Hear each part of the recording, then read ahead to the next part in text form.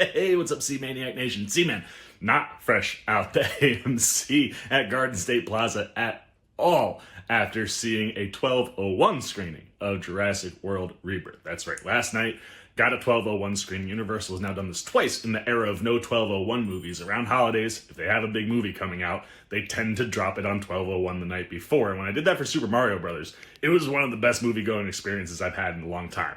Theater was packed out. People were jiving to Mario Brother music in the parking lot pre and post show. And I was hoping for a similar experience with Jurassic World. Like, I wanted that energy. I wanted to drive into the parking lot hearing the bum bum bum bum bum bum bum bum bum bum, like that John Williams score.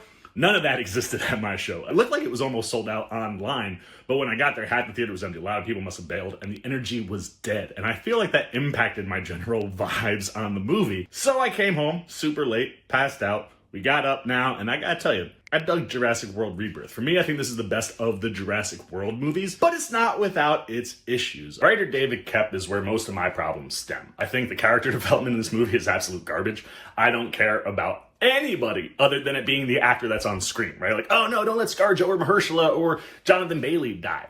But I didn't give a crap about any of these characters. Like, the dinos could have eaten all of them, and I would have been fine. And when you start getting to the ancillary characters, they literally only exist to be eaten by dinosaurs. And there's also, like, one thing relationship-wise that kind of feels a little forced that continually happens throughout the movie, and every time it did, I was like, I don't need that. So that stuff didn't work for me. The finale is kind of weak in comparison to the rest of the stuff that Koepp builds on the page, and the cold open, not really his fault, gets mostly ruined as far as like suspense because of the trailers. Trailers tee all the big moments of that scene away, and the one thing that's not teased is arguably the dumbest thing in the entire movie. Now, once you get past that stuff, though, I do think Koepp builds out something that makes sense for the Jurassic World story moving forward as far as what's going on with the dinosaurs. I think he creates a really good thrill ride experience with the mission that this group is on. The fact that they're tackling 3 different types of DNA that put you in 3 different setting locations,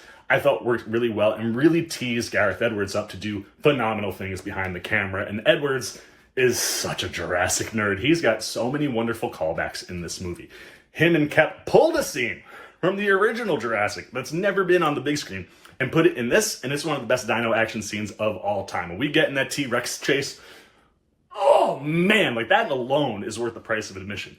But when you look at the mission that Edwards is, moving forward in the movie with, love the Mosasaurus chase, the pterodactyl type creatures, that's a pretty decent scene as well. And while the Titanosaur scene isn't actiony, it does capture that awe and wonder and wow that you get in a Jurassic movie. And I like how those things work. Now, like I said, I think the finale is some of the weakest stuff in the movie. And I don't necessarily think that's Edwards' fault. It's just that the D-Rex, the big, massive, not real dinosaur that's been cross-mutated and looks like a freaking it looks like either a rancor or a cross between a T-Rex, a predator, and an alien. That being said, though, it just didn't hit the way I wanted it to for the finale, especially when you saw everything else.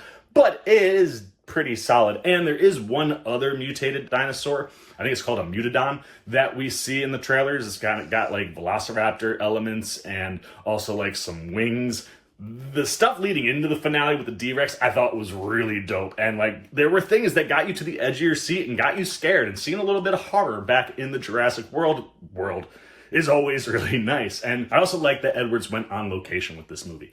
Being on location, using practical effects really, really works. I could have used practical dinos, but the CGI is absolutely glorious throughout the entire movie. And then when you look at some of the other things like the editing and like I said, the visual effects, it's all solid. But the biggest winner in this movie is Alexandre Desplat's score. How he uses the John Williams theme and weaves that in and weaves his own score into things that can lead in and out of it.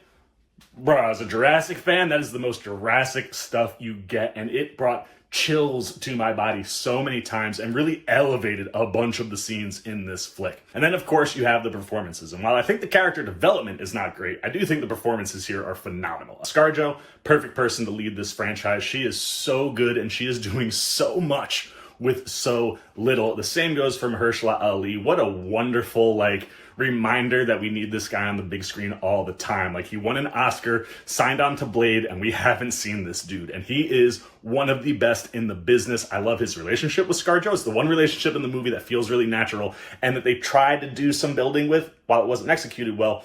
I like these two as a pair. I like them as a team. And I just loved everything Ali was bringing into the Jurassic World. Jonathan Bailey might be the most impressive person in this movie, because that dude is a heartthrob. I mean, Mr. Steamy in Bridgerton and in Wicked. But here, you believe that dude is 100% a dino nerd. Like, he captures all of the nerdy scientist elements that you want in a character, and I really, really dug what he was doing. Rupert Friend, exactly what you would expect him to be in this movie, and because of that, he's so good at what he does. And then you have this family. And while it's kind of weird how they enter the movie considering the things that are going on in the world, I do think what we get from Manuel Garcia Rolfo, who plays the father, Luna Blaze, who plays the oldest daughter, and Audrina Miranda, who plays the youngest daughter, I thought they all did a really good job. You also have Blaze's boyfriend in the movie, David Iacono, in here as well. And he's good, kind of annoying, didn't really need him, but he was fine.